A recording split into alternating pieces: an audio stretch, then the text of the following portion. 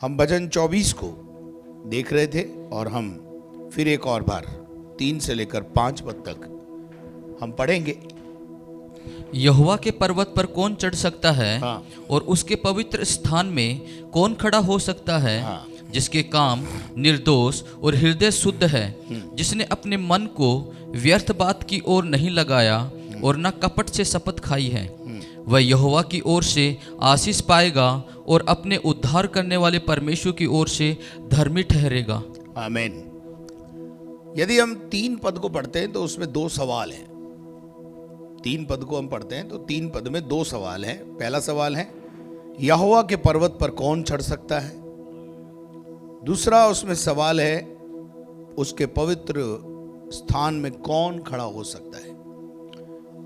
अगली लाइन में वो इसका उत्तर देता है कि जिसके काम निर्दोष और हृदय शुद्ध हो और जिसने अपने मन को व्यर्थ की बातों पर नहीं लगाया हो और ना कपट से शपथ खाई हो, मतलब झूठी शपथ नहीं खाई हो। अब हम अपने जीवन के अंदर इन 3 क्वालिटीज को डेवलप करें। जिसके काम निर्दोष हो वो प्रभु के मंदिर में, वो पवित्र स्थान में, वो पवित्र पर्वत पर रह पाएगा, चढ़ पाएगा। और बहुत अच्छी रीति से हमने मूसा के चरित्र को देखते हुए इस बात को अच्छी रीति से समझा है। 5वें पद में इसकी ब्लेसिंग्स है। मंदिर में बना रहना इतना आसान नहीं है। मंदिर में बना रहना, उसकी उपस्थिति में बना रहना कोई आसान खेल नहीं है। अब जब हम 5वें पद को पढ़ते हैं तो 5वें पद में वो कहता है जो अपने हाथ को निर्दोष काम, हाथ को हृदय को पवित्र कर लेता है और जिसके काम निर्दोष होते हैं और जो व्यर्थ की बातों में मन नहीं लगाता वो आशीष पाता है। आप पाना चाहते हैं आशीष? यहोवा की उपस्थिति में बने रहना चाहते हैं तो देखिए कुछ भी ज्यादा कठिन काम नहीं है। प्रभु का वचन कहता है और 5वें पद में वो उसकी ब्लेसिंग बताता है, उसकी आशीषें बताता है। और आशीष क्या है? और ये लिखता है वह यहोवा की ओर से आशीष पाएगा, दुनिया की तरफ से नहीं। दुनिया की आशीषें चली जाएंगी, दुनिया की चीजें आएंगी और जाएंगी। ये जो धन है ना, ये चलायमान है, ये आपके पास टिकने वाला नहीं है। एक है नाश होने वाला धन, एक है नाश होने वाली आशीषें। लेकिन यहोवा परमेश्वर जो आशीषें देता है वो सर्वदा ठहरने वाली आशीष है। हालेलुया। मैं आपको परमेश्वर के वचन से बताना चाहता हूं कि पढ़िएगा इब्रानियों की पत्री 10वां अध्याय और उसके 23 पद से। अगर आपको सर्वदा ठहरने वाली आशीष का भागी होना है या नाश होने वाली का, जो इसी जीवन में आशा रखते हैं मसीह से, वो सबसे अभागे हैं। हम यहां पर गाड़ी घोड़ा बंगला पाने नहीं आए हैं, हम यहां पर अनंत जीवन पाने आए हैं। हालेलुया। और खुशियों का जीवन पाने के लिए आए। पढ़ेंगे जरा। आओ हम अपनी आशा के अंगीकार को, अपनी आशा का अंगीकार, आशा का अंगीकार, इसको समझना है। हमारे पास एक आशा है और वो आशा मरी हुई आशा नहीं है, जीवित आशा है। पतरस उस बारे में बोलता है। हम निराशा में भी आशा उत्पन्न कर देते हैं। हालेलुया। हमारा परमेश्वर ऐसा ही है कि वो निराशा में ले जाके फिर आशा उत्पन्न कर देता है। यिर्मयाह 29:11 में भी लिखा है, अंत में तुम्हारी आशा को मैं क्या करूंगा? पूरा करूंगा। आशा के अंगीकार को दृढ़ता से थामे रहें, क्योंकि हमने जो अंगीकार किया है, हमने अंगीकार क्या किया है? यीशु तू मेरा प्रभु है, ये अंगीकार किया है। हमारा अंगीकार क्या है? यीशु मेरा चरवा है। हमारा अंगीकार यह है, मैं यीशु के पीछे चलूंगा। मैं उसके नक्शे कदम पर चलूंगा, मैं उसके कदमों के निशानों पर चलूंगा। ये हमारा अंगीकार है, और इस अंगीकार को करके हम चल भी पड़े। लेकिन इब्रानियों का लेखक कहता है कि उस आशा के अंगीकार को थामे रखना है, क्योंकि जिसने प्रतिज्ञा की है, जिसने प्रतिज्ञा की है वह सच्चा है। वो सच्चा है। परमेश्वर ने हमारे साथ एक प्रतिज्ञा नहीं की है, 3,500 से ज्यादा प्रतिज्ञाएं परमेश्वर ने बाइबल में हमारे लिए की है। जानवरों के साथ उसने कोई वाचा नहीं बांधी है, पर मनुष्य के साथ उसने वाचाओं को बांधा है। तो वचन कहता है वो सच्चा है। सच्चाई का मतलब है विश्वास योग्य है। क्या है? विश्वास योग्य है, उस पर विश्वास किया जा सकता है आंख बंद करके। तो इसलिए अपने अंगीकार को क्या करना है? थामे रहना है, छोड़ना नहीं है। बीच रास्ते में छोड़ देते हैं हम लोग। कई बार हम आधे अधूरे में अपनी दौड़ को पूरा नहीं कर पाते, छोड़ के चले जाते हैं। और उसके बाद और प्रेम और भले कामों में उसकाने के लिए हम एक दूसरे की चिंता किया करें। हाँ, भले काम और प्रेम करने के लिए एक दूसरे को उत्साहित करते रहें। क्या हम इन भले कामों में और उत्साह प्रेम में बने रहें। और एक दूसरे के साथ इकट्ठा होना न छोड़ें, जैसे कि कितनों की रीति है, पर एक दूसरे को समझाते रहें। और जो उस दिन को निकट आते देखो तो और भी अधिक ये किया करो। परंतु उन पिछले दिनों को स्मरण करो, उन पिछले दिनों को स्मरण करो, उन बीते हुए दिनों को याद करो। आगे, जिनमें तुम ज्योति पाकर दुखों के बड़े संघर्ष में स्थिर रहे। हाँ, हमने संघर्ष किया है। ये दौड़ हमने यूं ही नहीं दौड़ी है। लोगों की फप्तियां सही है हमने, लोगों ने हमारे को कई कमेंट्स किए हैं, वो हम सब ने वो सब उस झमेले के अंदर हम जो है खड़े रहे प्रभु में, स्थिर रहे हम प्रभु में। हमने उस पड़ाव को, एक तरीके से वो एक पड़ाव था, सताव का पड़ाव, उस सताव के पड़ाव को पार कर लिया है। कराए कि नहीं? लेखक बोलता है तुम उसमें, उस झमेले में स्थिर रहे। अब जब तुम उस झमेले में स्थिर रह लिए, जब सताव के दौर में स्थिर रह लिए, तो आगे क्या करना पड़ो? कभी कभी तो यो कि तुम निंदा और क्लेश सहते हुए तमाशा बने। कई बार आपके रिश्तेदारों ने आपका तमाशा बनाया। कई बार लोगों ने आपके ऊपर जब विपदा आई तो बोला कहां गया तेरा परमेश्वर? तुम तो बड़े चर्च जाते हो, तुम तो बड़ा इशू करते हो। मतलब जो इशू करे उसको जुकाम भी नहीं होना चाहिए। क्या जुकाम हो गया तो क्यों हो गया? तुम तो भवन जाते हो। बीमार पड़ने पर हमारा भरोसा चंगा करने के लिए परमेश्वर पर होता है। लिखा है बाइबल में, मैं अपने दास को तीसरे दिन उठा के खड़ा कर दूंगा। तो हम क्लेम कर देते हैं प्रभु तूने कहा, 3 दिन से ज्यादा कोई बीमार नहीं रहे, तूने कहा मैं तीसरे दिन खड़ा कर दूंगा, तू कर। हमारा परमेश्वर हमको संभालता है, और यदि ना संभाले तो क्या करें? छोड़ देंगे? हमें मरना मंजूर है, लेकिन हम इस रास्ते को छोड़ नहीं सकते।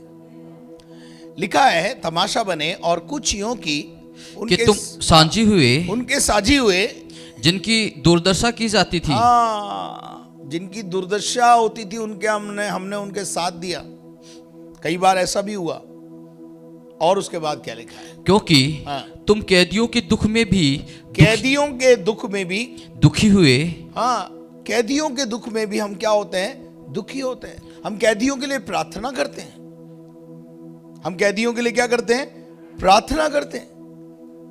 कैदियों की सुधि लेते हैं, उनके लिए प्रार्थना करते हैं, उनके जीवन परिवर्तन के लिए प्रार्थना करते हैं। यहां लिखा है कैदियों के दुख में भी क्या हुए? दुखी हुए और अपनी संपत्ति भी, अपनी संपत्ति को आनंद से लूटने दी। ये परमेश्वर का प्रेम है जो हमें विवश करता है कि तुम अन्य लोगों के लिए कुछ करो। हमें चेतना उत्पन्न करता है। इससे भी बढ़कर एक बात और है, ये जाएगा नाशवान जाएगा तो अविनाशी आएगा। हालेलुया। नाशवान, बोलो, नाशवान जाएगा तो अविनाशी आएगा। हालेलुया। जब ये नाशवान गिराया जाएगा तो अविनाशी पहनाया जाएगा। क्या आप मेरे साथ हैं? इसलिए हम इस नाशवान की परवाह नहीं करते, क्योंकि हमें मालूम है ये जिस दिन ये नाशवान डेरा गिराया जाएगा, परमेश्वर हमको चिरस्थायी डेरा पहनाएगा। हालेलुया। इसलिए हम क्या करते हैं मालूम है? इन सब नाशवान चीजों को लुटा देते हैं, प्रेम से लुटाते हैं, कुड़कुड़ा के नहीं लुटाते हैं, आनंद से। लिखा है, बहुत बोलता है वो आनंद से लुटने दिया, यह जानकर कि तुम्हारे पास एक और भी उत्तम, हालेलुया, और भी उत्तम, बोलो और भी उत्तम, और भी उत्तम और दूसरी बात सर्वदा ठहरने वाली संपत्ति है। जब पतरस और यूहन्ना मंदिर के पास जा रहे थे, एक लंगड़े ने बोला, दे दो जी। क्या बोला? दे दो जी। उन्होंने अपनी जेब में हाथ डाला, रुपया पैसा नहीं है, नाशवान नहीं है, पर अविनाशी है। क्या है? क्या बोला उन्होंने? सोना और चांदी, रुपया और पैसा, अठन्नी चवन्नी हमारे पास नहीं है, पर एक है, कुछ है हमारे पास, वो है यीशु। और जिसको यीशु मिल जाता है उसको सब कुछ मिल जाता है। जिसको यीशु मिल गया उसको किसी और चीज के पीछे भागने की जरूरत नहीं, केवल वो यीशु के पीछे भागे, यीशु उसे सब कुछ देगा। सोना, चांदी, कपड़े लत्ते, घर बार, जो भी आवश्यकता है वो देगा। लंगड़े को बोला, हम तुझे यीशु देते हैं। जैसे यीशु ट्रांसफर हुआ लंगड़े में, चंगाई आई, चमत्कार हुआ। हमारे पास चमत्कारिक यीशु है और ना बदलने वाला है, सर्वदा ठहरने वाला है, अविनाशी है। हालेलुया। मेरे अजीजों, जब तक ये नाशवान गिराया नहीं जाएगा, जब तक ये नाशवान हम नहीं छोड़ेंगे, तब तक हम, पढ़िएगा, बहुत अच्छी बात लिखी है, 2 कोरिन्थियों 5वां अध्याय। क्योंकि हम जानते हैं, और अगर हम नहीं जानते तो आज जाने, कि जब हमारा पृथ्वी पर का डेरा सरीखा, हमारा पृथ्वी पर ये डेरा सरीखा घर गिराया जाएगा, तो हमें परमेश्वर की ओर से स्वर्ग पर एक ऐसा भवन मिलेगा जो हाथों से बना हुआ घर नहीं, से बना हुआ नहीं है, परंतु चिरस्थायी है। कैसा है? चिरस्थायी। कैसा है? लेकिन जब तक ये खड़ा है ना, पवित्र तंबू का मार्ग प्रकट में नहीं है। इसका गिरना बहुत जरूरी है। नाशवान का जाना, सुनो, नाशवान धन का जाना बहुत जरूरी है। जब नाशवान जाएगा तो अविनाशी आएगा। समझो इस बात को। हम इस नाशवान के पीछे मत पड़े रहें, इस नाशवान को प्यार ना करें, अपनी संपत्ति को, अपने अंगों को सेवा के लिए समर्पित कर दें। एक दिन ये जब गिरेगा तो चिरस्थायी मिलेगा। आगे भी पढ़ दो। इसमें तो हम करहाते हैं और बड़ी लालसा रखते हैं कि अपने स्वर्गीय घर को पहन लें। अपने स्वर्गीय घर को क्या कर लें? हम पहन लें। क्योंकि इसमें दुख है, तकलीफें हैं, दर्द है, पीड़ा है, रोना है, कहर करहाना है, नाना प्रकार की चीजें हैं। लेकिन जिस दिन ये गिराया जाएगा, उस दिन दर्द से छुटकारा, छुटकारा मिल जाएगा। हालेलुया। कि इसके पहले ऐसा नहीं है कि जो प्रभु हमें दूसरा जो शरीर हमें मिलेगा उसमें भी आंखें होंगी, उसमें भी हाथ होंगे। हेलो, इधर देखो, धनवान जब अधोलोक में चला गया तो आंखें उठा के देख रहा है ना, उधर से अब्राहम बात कर रहा है ना, तो सारा सिस्टम तो रहेगा, पर ये जो मिट्टी का शरीर है ना, जिसमें दर्द होता है, उससे छुटकारा मिल जाएगा। हालेलुया। हाँ, पढ़ देना ब्रदर, आगे बढ़। कि इसके पहनने से हम नंगे न पाए जाएं आगे। और हम इस डेरे में रहते हुए बोझ से दबे कहराते रहते हैं। हाँ, क्योंकि हम उतारना नहीं वरन और पहनना चाहते हैं, हम उतारना नहीं वरन पहनना चाहते हैं, ताकि वह जो मरणहार है हाँ, जीवन में डूब जाए। हालेलुया। बस कहने का मतलब यह है कि हम इस बात को समझें कि जो सर्वदा ठहरने वाला चाहिए तो नाशवान छोड़ना पड़ेगा। दूसरे के मरने से स्वर्ग नहीं दिखता है। दिखता है क्या? स्वर्ग देखने के लिए खुद को मरना पड़ता है।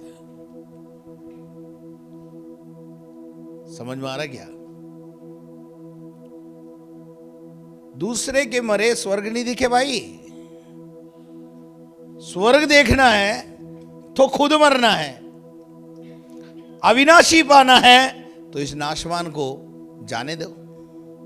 जिस दिन ये नाशवान गिराया जाएगा, प्रभु हमें चिरस्थायी देगा। हालेलुया। जिस दिन हम ये दुनिया के घर छोड़ेंगे, उस दिन खुदा के भवन में जो प्रभु यीशु मसीह ने हमारे लिए तैयार किया है, हम उसमें होंगे। हालेलुया। सो मेरे अजीजों, मैं वापस भजन 24 में आना चाहता हूं, और भजन 24 के अंदर हम चलेंगे और वापस उस आयत को पढ़ेंगे ब्रदर, 5वीं आयत को। वह यहोवा की ओर से आशीष पाएगा, वो यहोवा की ओर से, ही ब्लेस्ड फ्रॉम द गॉड। किसकी ओर से आशीष पाएगा? उसको आशीष देने वाला कोई व्यक्ति नहीं होगा, उसको उठाने वाला, उसको ऊंचाई पर पहुंचाने वाला कोई व्यक्ति नहीं है। परम परमेश्वर है, वो हमें उठाएगा, वो यहोवा की ओर से आशीष पाएगा। और उद्धार करने वाले परमेश्वर की ओर से धर्मी ठहरेगा। वो परमेश्वर की ओर से राइचस कहलाएगा, राइचस। Hallelujah, hallelujah. पढ़िए यशायाह 33, 15 से 16। और जो धर्म से चलता और सीधी बात बोलता है, सुनो सुनो सुनो, यशायाह भी बोलता है, जो धर्म से चलता और सीधी बातें बोलता। सीधी बात बोलना है, टेढ़ी बात नहीं बोलना है, उल्टी फेरी की बातें नहीं बोलना है। जो धर्म से चलता, सीधी बातें बोलता है, जो अंधेर के लाभ से घृणा करता है, जो घूस नहीं लेता, जो घूस नहीं लेता, जो खून की बातें सुनने से कान बंद कर लेता है, और बुरा मत सुनो, बुरा मत बोलो और बुरा मत देखो। और नीचे लिखा है, बुरा देखने से आंखों को क्या कर लेता है? मूंद लेता है। और वही ऊंचे स्थानों में निवास करेगा। समझ में आया क्या? नहीं आया? वही ऊंचे निवासों में जाएगा, बुराई करने वाला नहीं जाएगा, बुरी बातें बोलने वाला नहीं जाएगा, बुरी बातें सुनने वाला नहीं जाएगा, बुरी बातों में दृष्टि डालने वाला नहीं जाएगा। कौन जाएगा ऊंचाई पर? ऊंचाई पे जाने का फॉर्मूला है ये, बुराई से बचो, बुरा मत देखो, बुरा मत बोलो, बुरा मत सुनो, क्योंकि बुराई से परमेश्वर घृणा करता है। ऊंचाई पे जाना है, अपनी आंखें बुराई से हटा लो। जो पुरुष या स्त्री ऐसा करता है, वो ऊंचे पर जाएगा। समझ में आया क्या? जो स्त्री और पुरुष इन बातों को मानता है, वो यहोवा की ओर से आशीष पाएगा। यहोवा की ओर से देखो, दुनिया में बहुत सारे तरीके हैं जिससे लोग धनाढ्य बनते हैं, लेकिन मेरे प्यारे लोगों, दुनिया का धन उतावली से जो आता है उतावली से जाता है, गलत रास्ते से आता है गलत रास्ते से चला जाएगा। लेकिन जो धन ऊपर से आता है वो ठहरता है। आपको ठहरने वाला चाहिए या नाशवान चाहिए? मन लगाओ खुदा में। 16वां पद भी पढ़ो इसका, यशायाह 15:33-16। वह चट्टानों के गढ़ों में शरण लिए हुए रहेगा। कहाँ शरण रहेगा? चट्टानों के वो गढ़ों में। चट्टानों के गढ़ों में शरण लिए हुए रहेगा। उसको रोटी मिलेगी, उसको रोटी मिलेगी, और पानी की घटी कभी न होगी। जिसका चरवा यहोवा होता है। हालेलुया। मेरे अजीजों, वो यहोवा की ओर से आशीष पाता है, यहोवा उसे ऊंचे पे ले जाता है। वो कभी नुकसान में नहीं रहेगा। हालेलुया। पतरस और यूहन्ना से यीशु मसीह ने कहा, तुम भी जाना चाहते हो, तुम भी चले जाओ। पतरस ने बहुत अच्छा उत्तर दिया, प्रभु जिस सब्जेक्ट को लेकर हम तेरे पीछे आए वो तो केवल तेरे ही पास है, तू ही उसका मास्टर है। हम कहां जाएं और क्यों जाएं? मेरे अजीजों, वह यहोवा की ओर से आशीष पाएगा और अपने उद्धार करने वाले परमेश्वर की ओर से। बहुत अच्छी बात है, देखो इस लाइन पर गौर करो, और अपने परमेश्वर यहोवा की ओर से। लोग शायद तुम्हें धर्मी ना कहें, पर वो तुम्हें धर्मी ठहराएगा। धर्मी का फल पता है आपको क्या है? अनंत जीवन है। लेकिन साथ में धर्मी के लिए बहुत सारे प्रॉमिस हैं। 3,500 से ज्यादा प्रॉमिस धर्मी के लिए है।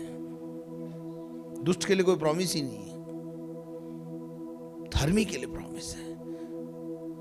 उसका वंश पराक्रमी होगा, उसका वंश कभी टुकड़े मांगते हुए नहीं देखोगे। क्या ब्लेसिंग्स है। उसका वंश कभी डरेगा नहीं, घबराएगा नहीं।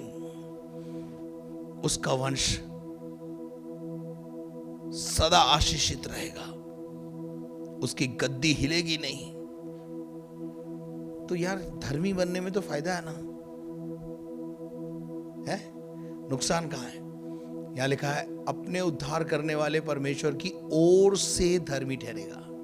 दुनिया उस पर दोष लगा सकती है, ध्यान से सुनना जो बोल रहा हूं। आरोप लगा सकती है, झूठे आरोप लगा सकती है, आरोप और प्रत्यारोपण कर सकती है। किस पर? धर्मी पर। और लगते ही है। लोग मेरे विषय में पता नहीं क्या क्या कहते हैं, मुझे कोई फर्क नहीं पड़ता। मुझे क्यों नहीं फर्क पड़ता? क्योंकि एक तो मेरा मन मेरे को नहीं बोलता कि तू गलत कर रहा है। दूसरा, मैं विश्वास करता हूं स्वर्ग से हमेशा एक आवाज आती है, तू मेरा प्रिय बेटा है, तू मेरा प्रिय परिवार है। हालेलुया। जिसने मुझे खुश कर दिया है। हालेलुया। रोमियो की पत्री 8 अध्याय उसके 33 पद को पढ़ें। मुद्दई अगर लाख बुरा चाहे तो क्या होता है? वही होता है जो मंजूर खुदा होता है। परमेश्वर के चुने हुओं पर, परमेश्वर के चुने हुओं पर दोष कौन लगाएगा? कौन दोष लगा पाएगा? हेलो, कौन दोष लगाएगा? और लगाने वाले लगाते भी हैं, लेकिन जिस उंगली से वो दोष लगाते हैं वो उंगली और वो हाथ सूख जाता है। वो हाथ उठने के लायक नहीं रहता। वो हाथ कैसा हो जाता है आपको पता ही है, मैंने बताया आपको। परमेश्वर उसको, दोषी को दोष कौन लगाएगा? परमेश्वर वो है जो उनको क्या ठहराता है? धर्मी ठहराने वाला है। मूसा ने एक कूशी औरत से शादी कर ली। उसकी बहन और उसका भाई आकर उसे क्या कह रहे हैं?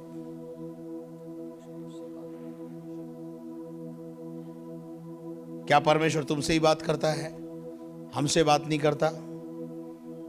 और तूने ऐसा क्यों किया? अभी कर ली तो कर ली उसने। तो मरियम से परमेश्वर ने बात किया, तू होती कौन है मेरे दास के विषय में बात करने वाली? हुआ कि नहीं? पढ़ा है बाइबल में, तू है कौन? मेरे दास ने अगर तीसरी शादी भी कर ली तो वो तेरे क्या बिगड़ रहा, तेरे क्या परेशानी हो रही है? उन दिनों में शादियां अलाउ थी, आज नहीं है। नहीं आई समझ में? तू है कौन जो मेरे दास पर उंगली उठा रही है? आपको पता है क्या हुआ मरियम पर? उसके कोड़ के चक्कर में 7 दिन पूरी छावनी को तकलीफ उठानी पड़ी। परमेश्वर के दास को कौन दोषी ठहरा सकता है? परमेश्वर वो है जो उसे धर्मी ठहराता है। इसलिए कभी भी परमेश्वर के दास पर, दासी पर उंगली ना उठाएं, क्योंकि आपको क्या पता, आज रात को जाकर उसने पश्चाताप कर लिया, खूब रोया खुदा के सामने, और खुदा तो खुदा है, खुदा का कोई भरोसा नहीं। बता दूं मैं आपको, यशायाह को परमेश्वर ने बोला इधर आ, इधर आ। बोले हाँ। बोले जाके हिजकिय्याह राजा को बोल कि तेरी मौत नजदीक खड़ी, जाके बोल। बोले कोई और साधारण व्यक्ति को बोलना हो तो मैं बोल दूं, पर वो राजा है, राजा को ऐसे बोलना इतना आसान है क्या? बोले मैं बोल रहा हूं ना इधर को, जाके बोल। अब यशायाह ने बोला भी होगा, शायद हो सकता है यशायाह ने बोला भी, पहले डिसाइड कर ले प्रभु, कहीं तू बदल जाए। नहीं नहीं नहीं, बदलूंगा नहीं, तू जा, बोल दे जाकर। बोल भी दिया, ए हिजकिय्याह जो कुछ करना है जल्दी कर ले, तेरी उम्र खत्म होने वाली, तेरे उम्र का दिन खत्म हो गया, जाके बोल दिया। यशायाह चुंगी पे भी नहीं पहुंचा था, चुंगी पे परमेश्वर फिर मिल गया। यशायाह इधर आ। क्या हुआ प्रभु? वापस जा। क्या हुआ? कुछ नहीं, कैंसिल कर। अरे अभी थोड़ी देर पहले आपने मेरे को बोला जा। अरे तुझे क्या पता, वो मेरा बंदा है, वो बहुत रोया रे, उसने बहुत रोया मेरे सामने, और मेरे से बोला मेरे कामों को याद कर, मैं जीना चाहता हूँ। मेरे को भी तरस आ गया, मैंने बढ़ा दी 15 साल। जाके बोल दे 15 साल बढ़ा दिए। अब जाकर वापस जब बोला होगा उसने, राजा सुन, तेरी प्रार्थना सुन ली गई है, और उम्र के 15 वर्ष तेरे बढ़ा दिए गए। खुदा अपने नबियों के द्वारा, अपने दासों के द्वारा बातें करता है। सोचा था दाऊद का पाप इतना खतरनाक है, कुछ भी नहीं हो सकता, भजन 51 लिखा, माफ हो गया। यह परमेश्वर, उसके चुने हुए पर कौन दोष लगाएगा? परमेश्वर वो है जो उसे धर्मी ठहराता है। He is my righteous person. भले ही गलती कितनी भी हो, तुम क्या कर लोगे? हैं? तुम क्या कर लोगे? तुम कुछ नहीं बिगाड़ पाओगे। सो प्रभु हमको ऐसा बल दे, हम ऐसी आशीष पाने के लिए निकले हैं। आज मैंने बहुत कोशिश की है कि आपको अच्छी गाते बताऊं। ये नाशवान जाएगा, अविनाशी आएगा। पर हमारा क्या प्रॉब्लम है, ये नहीं जाननी चाहिए। तेरे पास रख। सुन, जो पुरुष यहोवा का भय मानता है वो ऐसी ही आशीष पाता है।